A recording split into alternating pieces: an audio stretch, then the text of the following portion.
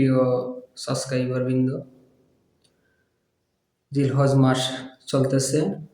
যারা বিত্তবান রয়েছে তারা হজ করতেছেন, তার চেয়ে যারা কম বিত্তবান কুরবানি দিতেছেন, আর যারা একবারে অর্থবিত্ত কম ওনারা অনেক আশা করতেছেন কুরবানি দিবেন। যাই হোক, আল্লাহ পাক রব্বুল আলামিন সবাইকে কুরবানি দেওয়ার তৌফিক দান করুক। তো জিলহজ মাসের যে 9 তারিখ একটা রোজা রয়েছে। এই রোজাটা সবাই রাখতে পারেন। এই রোজাটা অনেক মর্তবাবান, তাই সবাই এই রোজাটা রাখার চেষ্টা করবেন। এই রোজা যদি রাখতে পারেন অনেক সওয়াব, অনেক মর্তবা রয়েছে। আর যারা কবিরাজি করবেন, কবিরাজি কিমি কাজ করেন, এরা তো অবশ্যই করতে হবে, কারণ এই রোজাটা অনেক আত্মশুদ্ধির রোজা। কারণ এই রোজাটা নফল রোজা হলেও অনেক মর্তবা রয়েছে। আর যারা হেকিমি কবিরাজি করেন তাদের তো রুহানি শক্তি অনেক বৃদ্ধি করতে হয়।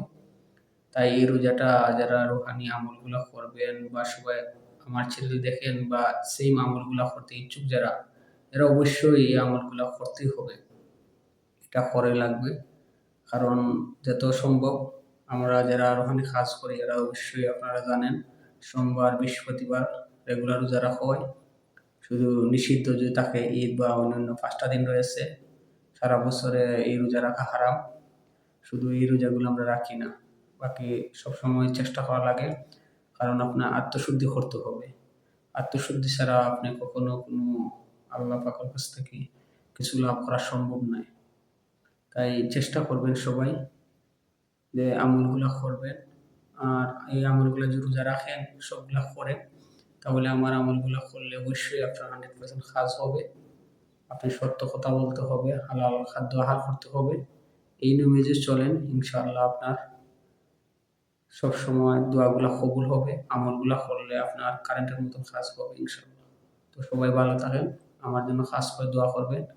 আর অতি শীঘ্রই আরও ভালো ভালো আমলগুলো আসবে। মধ্যে অনেক কিছু হিন্দু ভাইদের জন্য কিছু আমল আসবে, ওনারা অনেক রিকোয়েস্ট করতেছেন এদের কিছু আমল দেওয়া